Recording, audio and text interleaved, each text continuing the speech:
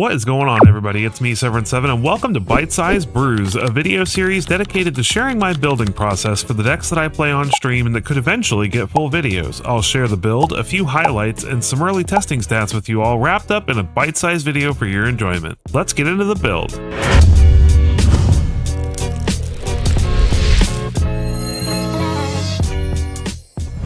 So today I thought I would try to build a deck around Rite of the Dragoncaller because this card is just super fun, and I know there's got to be a way that we can abuse this card. So we're going to go ahead and put 4 of these in, and then we're going to select instant and sorcery just to see what kind of stuff we're working with. Obviously we want red, probably blue, and I'm thinking maybe even green. So we're going to take a look at these cards and see what we have. I like the idea of using 3 steps ahead in the deck for sure. Also, before we go ahead and use this, I know I want Storm Chaser's talents in the list. So now we can go back to instants and sorceries. See what other kinds of spells we want in this list. I like 3 steps ahead for counters. We could also put Phantom Interference in the list. These aren't going to be the final decisions here, but let's see. We also want card draw of some kind. I like Intrude on the Mind. Put a couple of those in there as a consideration. And at 4 mana, I really like Aetherize too. Let me add a couple of those in there. Aetherize is a really good catch-up mechanic. This town ain't big enough is also very good. This is another reason I'm considering green, because we may want to add beans to the deck and not be quite a beans deck. So now the next consideration is removal. We've got counter and Aetherize, and this town ain't big enough for removal, but we probably want, I don't know, because Storm Chaser's talent means we probably don't want to use damage-based removal. So that leaves the question that we should probably play maybe Lightning Strikes or Torch the Tower, maybe. I like Torch the Tower because if we absolutely have to, we can sacrifice. Maybe not, because we don't really want to sacrifice the enchantments that we're playing. So Burst Lightning is probably one of the better options. And then I think beyond that, counter spells will probably be good enough. Could play the Hiri's War Call maybe, but I think it's a little unnecessary. Season of the Bold, not necessary. I mean, that's probably good here. And then I think at this point I have a more clear picture of what I'd like to do. So I'm going to go ahead and take these off and start searching for specific cards. I know I want Beanstalks. So I'll put 4 of those in here. All right. You're also going to want probably some ramp.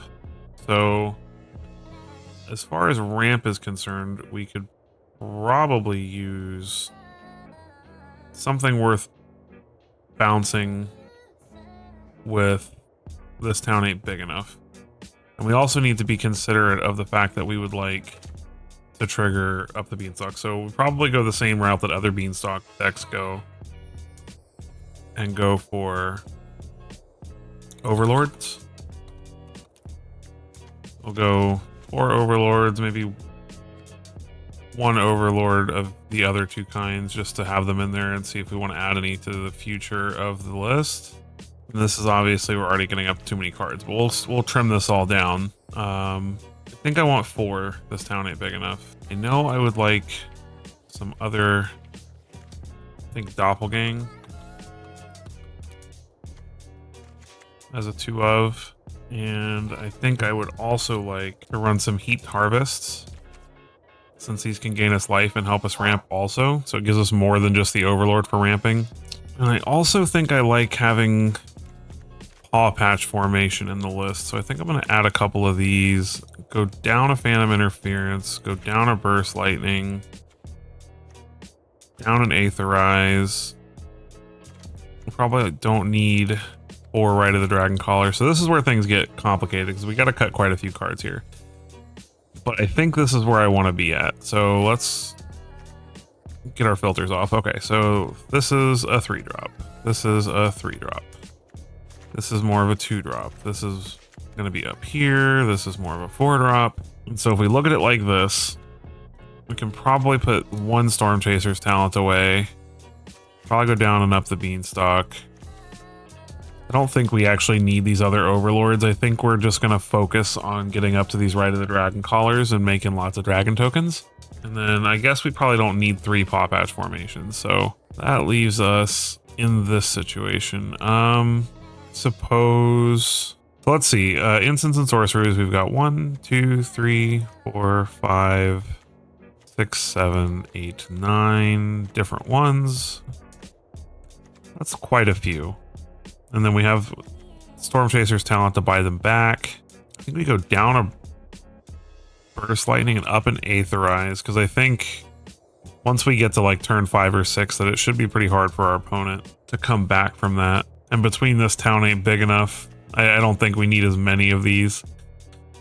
And then maybe we go to 1 Doppelgang 1 season. So the goal of the deck is basically to stall the early turns of the game, ramp with Heaped Harvest and Overlord of the Hauntwoods, draw some cards with Season the Weavings, Intrude on Mines, and Beanstalk triggers.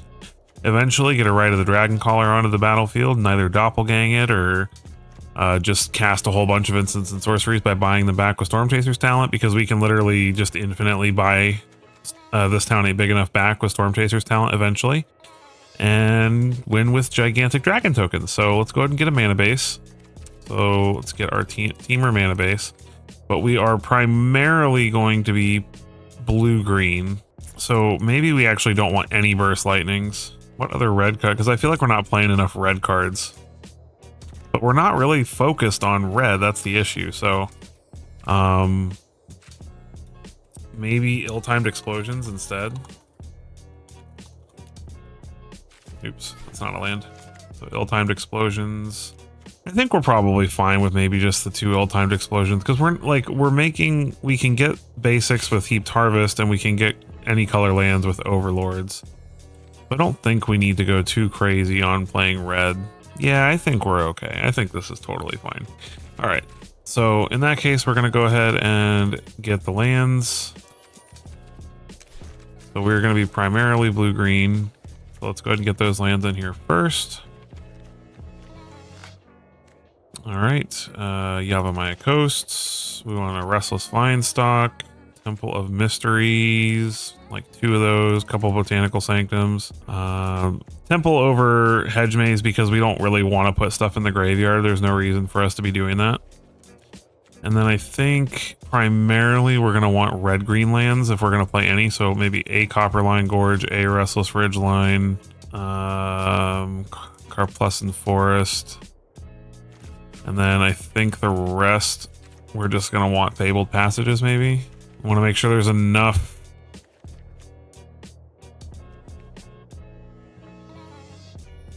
I want to make sure there's enough basics in the list to fetch. And then we probably want at least 1 Fountain Port.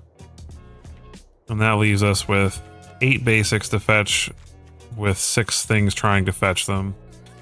Maybe we cut back a Botanical Sanctum and add an extra forest.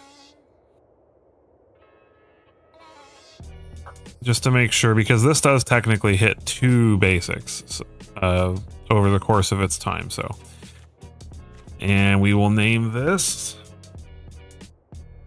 Dragoncaller Ramp.